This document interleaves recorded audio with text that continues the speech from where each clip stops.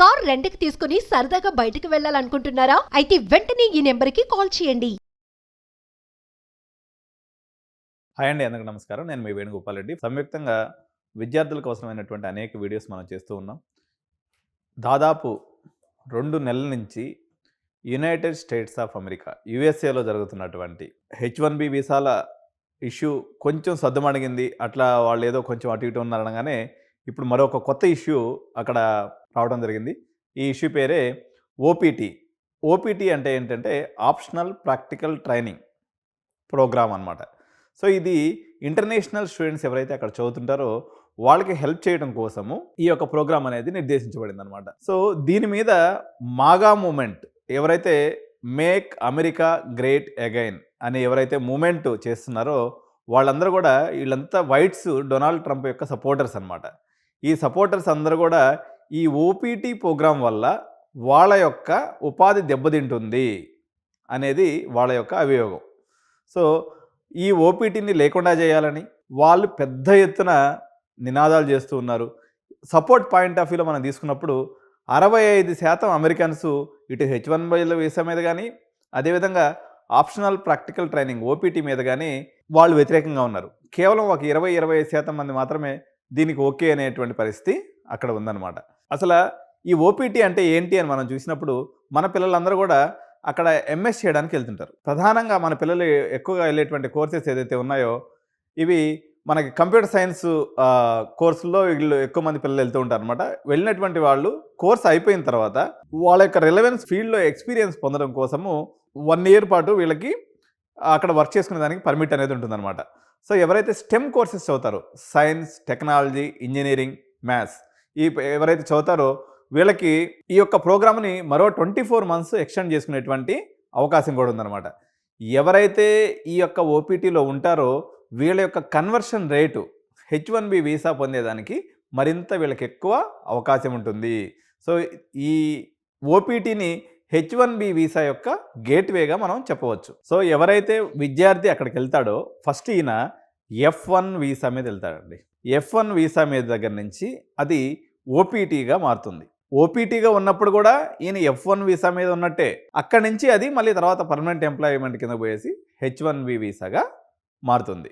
ఈ విధానంలో ప్రధానంగా లబ్ధిదారులు ఎవరు అంటే పర్టికులర్గా ఇండియన్ స్టూడెంట్స్ అండి. ఎందుకంటే 4 లక్షల మంది మన పిల్లలు వెళ్తే ఇంచుమించు 1,00,000 మంది మన పిల్లలు ఓపీటీకి అప్లై చేశారనమాట.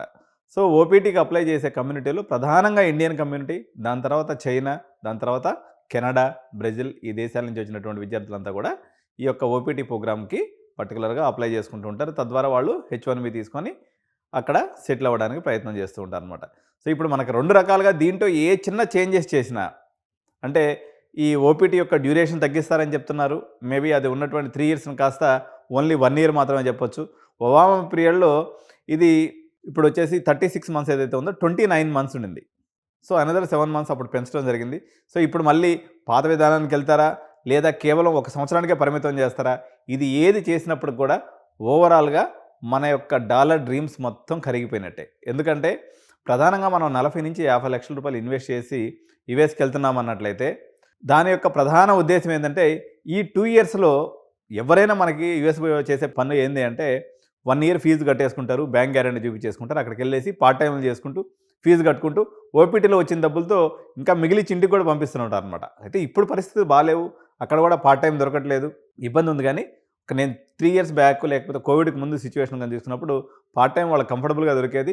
వీక్లీ 20 hours పాటు వీళ్ళు పని చేసుకునే అవకాశం ఉండేది కాబట్టి కంఫర్టబుల్గా వీళ్ళు వర్క్ చేసుకునే వాళ్ళు ఓపీటీలో ఉన్నప్పుడు వీళ్ళు ఫుల్ టైం కూడా వర్క్ చేసుకోవచ్చు అన్నట్టు. సో ఈ మొత్తం ఈ యొక్క వీసాలకు సంబంధించి F1 వీసా అనుకోండి, లేకపోతే ఓపీటీ కానివ్వండి, లేకపోతే H1B వీసాలకు సంబంధించినటువంటి యుఎస్లో దీన్ని ఏదైతే డిపార్ట్మెంట్ చూస్తుందో వీళ్ళని United states citizenship and immigration services అని అంటారు. దీన్నే షార్ట్ ఫామ్లో USCIS అనే పదంతో పిలుస్తారండి. ఇది గుర్తుపెట్టుకోండి, USCIS.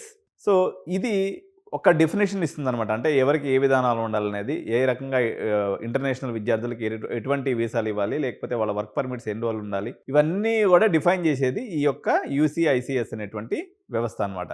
సో మీ అందరికీ తెలిసిందే, ఎవరైతే ఫుల్ టైంలో అక్కడ ఎంఎస్కి వెళ్తారో వీళ్ళకనేది ఈ ఓపీటీ అనేది అందుబాటులోకి వచ్చేస్తుంది. ఒక అకాడమిక్ ఇయర్ కానీ ఉన్నట్లయితే వీళ్ళకి ఓపీడీ మీదకి వస్తారు. 2 అకాడమిక్ ఇయర్స్ ఉన్నట్లయితే మొత్తం 3 ఇయర్స్ వీళ్ళకి ఓపీడీ అనేది వచ్చేస్తుందనమాట. సో దీంట్లో ఓపీడీలో కూడా 2 రకాలు ఉంటాయండి. ప్రీ కంప్లీషన్ ఓపీడీ అంటే మనము ఎప్పుడైతే కోర్స్ జాయిన్ అవుతామో ఒక 2 ఇయర్స్ గాని అక్కడ ఉంటామనుకోండి. ఈ 2 ఇయర్స్‌లో వాళ్ళు 20 అవర్స్ పర్ వీక్ ఏదైతే చేస్తారో దీన్ని ప్రీ కంప్లీషన్ ఓపీడీ అంటారు. సో ఎవరైతే కోర్స్ కంప్లీట్ అయిపోయిన తర్వాత ఫుల్ టైమ్ వాళ్ళకి సంబంధించినటువంటి వర్క్‌లో ఉంటారో దాన్ని పోస్ట్ కంప్లీషన్ ఓపీడీ అని దీన్ని ఈ రకంగా పిలుస్తూ ఉంటారు. సో మొత్తం యూఎస్‌లో ఉన్నటువంటి ఓపీటీ స్టూడెంట్స్‌లో ఇండియన్ స్టూడెంట్స్ యొక్క బేసు 30% వరకు ఉంటుందండి. అప్రాక్సిమేట్‌గా ఎనీ పాయింట్ ఆఫ్ టైమ్ 1,00,000 మంది మన విద్యార్థులు ఈ ఓపీటీలో ఉంటారు కాబట్టి ఈ ఓపీటీని రద్దు చేయాలని, ఓపీటీని 1 ఇయర్ కుదించాలని చెప్పేసి ఏదైతే మాగా మూవ్‌మెంట్ వాళ్ళు చేస్తున్నారో ఇది భారతీయ విద్యార్థులు దీనివల్ల చాలా ఇంపాక్ట్ అయ్యే అవకాశం ఉంది. ఇప్పుడు ఇలాంటి డెసిషను కెనడా దేశం కూడా ఒకటి తీసుకొని వచ్చింది. ఏదైతే వాళ్ళకి పీఆర్ పర్మనెంట్ రెసిడెన్సీకి ఏదైతే అవసరమైనటువంటి ఎంప్లాయబిలిటీ పాయింట్స్ ఉన్నాయో వాటిని వెత్తేసిందనమాట. ఎందుకంటే అక్కడ ఎవరైతే జస్టిన్ ట్రూడో సర్కార్ ఉందో వాళ్ళకి నెక్స్ట్ ఇయర్ సెప్టెంబర్లో వాళ్ళకి ఎలక్షన్స్ ఉన్నాయి. ఆ ఎలక్షన్స్‌ని బేస్ చేసుకొని ఈ యొక్క దాన్ని వాళ్ళకు వచ్చేటువంటి పర్మనెంట్ రెసిడెన్సీకి వచ్చేటువంటి పాయింట్స్ ఏదైతే ఉన్నాయో ఆ పాయింట్స్‌లో మెజారిటీ ఆఫ్ ది పాయింట్స్ వాళ్ళ ఎంప్లాయ్‌మెంట్ నుంచి వస్తాయన్నమాట. ఆ పాయింట్స్‌ని కన్సిడర్ చేయమని చెప్పేసి ఆయన ఈ మధ్య ఒక జీవో జారీ చేశాడు. దాని మీద మనం నెక్స్ట్ వీడియోలో కూడా చర్చిద్దాం. సో ఒక రకమైనటువంటి అన్సర్టనిటీ ఏర్పడిపోయింది. భారతీయులకి ఎక్కడ పోయినా కూడా అనేక రకాలైనటువంటి ఇష్యూస్ వస్తూ ఉన్నాయి. అక్కడ ఉన్నటువంటి ఎగ్జిస్టింగ్ గ్రీన్ కార్డ్ హోల్డర్స్‌ని కూడా మళ్ళీ మొత్తం రివ్యూ చేస్తామని ఇంకో పక్క గవర్నమెంట్ చెప్తూ ఉంది. అంటే మీరు చేసినటువంటి అప్లికేషన్స్ ఏదైతే పాత దాంట్లో ఏదైనా మిస్టేక్స్ ఉన్నప్పుడు కూడా దాన్ని కూడా ఇప్పుడు తిరగదోడి మళ్ళీ మీ గ్రీన్ కార్డ్‌ని కూడా క్యాన్సిల్ చేస్తామని చెప్తున్నారు. H1B వీసా నిబంధనల్ని కఠినతరం చేస్తామని చెప్తున్నారు. H4 ఏదైతే డిపెండెన్స్ వీసాలు ఉన్నాయో దాని మీద కూడా చాలా కఠినమైనటువంటి నిబంధనలు విధిస్తామని చెప్తున్నారు. ఇంకోటి ఏంటంటే పార్ట్ టైమ్ పాయింట్ ఆఫ్ వ్యూలో కూడా ఏదైతే మనం యూనివర్సిటీకి జనరల్గా మనం అక్కడికి వెళ్ళేటువంటి విద్యార్థులకు ఏం పర్మిషన్ ఉంటుందంటే వితిన్ ద యూనివర్సిటీలో వర్క్ చేసుకునే పర్మిషన్ ఉంటుందన్నమాట. కానీ మనోళ్ళు చూసి చూడనట్టుగా బయటికి పోయి అదే ఇది పనులు చేసుకుని కొంచెం సంపాదించుకుంటూ ఉంటారు. ఇప్పుడు ఆ అవకాశం కూడా లేకుండా పోయే పరిస్థితి వచ్చేసింది. ఓన్లీ ఏమాత్రం చిన్న తేడా జరిగినా మీరు అక్కడ హోమ్‌ల్యాండ్ సెక్యూరిటీ ఎవరైతే ఉంటారో వాళ్ళు మిమ్మల్ని నిర్బంధించి ఎయిదర్ డిపోర్టింగ్ అన్నా చేస్తున్నారు, లేకపోతే కేసులన్నా పెట్టేటువంటి అవకాశం ఉంది. కాబట్టి మనం ఒకసారి పునరాలోచించుకోవాలి. మనకి నెక్స్ట్ ఆల్టర్నేటివ్స్‌గా ఏమున్నాయి? మనకు ఉన్నటువంటి యూరోప్ అనుకోండి, లేకపోతే ఇతర కంట్రీస్ ఎక్కడెక్కడైతే అవకాశం ఉందో, సో ఆ అవకాశాలన్నింటిని కూడా ఎక్స్‌ప్లోర్ చేయాల్సినటువంటి సందర్భం వచ్చింది. ఇప్పుడు నేనైతే చెప్తున్నా యాక్చువల్‌గా మేము ఈ కొంచెం అంటే అంత యూఎస్ అంత పెద్ద మార్కెట్ కాకపోయినా దుబాయ్ మార్కెట్ కూడా ఒక రకంగా ఎంప్లాయ్‌మెంట్ పరంగా మనకి ఒక ప్రామిసింగ్ అమౌంట్ అనేది అక్కడ వస్తుంది. దాదాపు ఇంటర్నేషనల్ యూనివర్సిటీస్ అన్నీ కూడా అక్కడ ఉన్నాయి కాబట్టి దుబాయ్ మార్కెట్‌ని కూడా మీరందరూ కూడా ఎక్స్‌ప్లోర్ చేయండి. సో యూకేలో సిట్యుయేషన్ ఉంది. కానీ యూకే యొక్క కాస్ట్ అనేది చాలా ఎక్కువ ఉంది. మనకి ఏదైతే పోస్ట్ కంప్లీషన్ ఆఫ్ అయిపోయిన తర్వాత స్టడీ అయిపోయిన తర్వాత జాబ్ మార్కెట్ అనేది బాగా డల్‌గా ఉందట. సో ఆస్ట్రేలియా, కెనడాల పరిస్థితి అయితే మనం వద్దనే రకంగానే వాళ్ళ పరిస్థితి ఉంది. అక్కడ వాళ్ళకి ఏంటంటే హౌసింగ్ క్రంచ్ వచ్చేసిందనమాట. ఈ మైగ్రెంట్స్ అంతా రావడం వల్ల వాళ్ళకు ఉండడానికి ఇల్లు లేకుండా పోయినటువంటి పరిస్థితి వచ్చేసింది అక్కడ.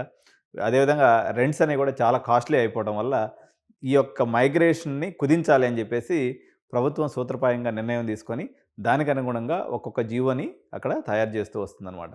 Thank you so much. By by.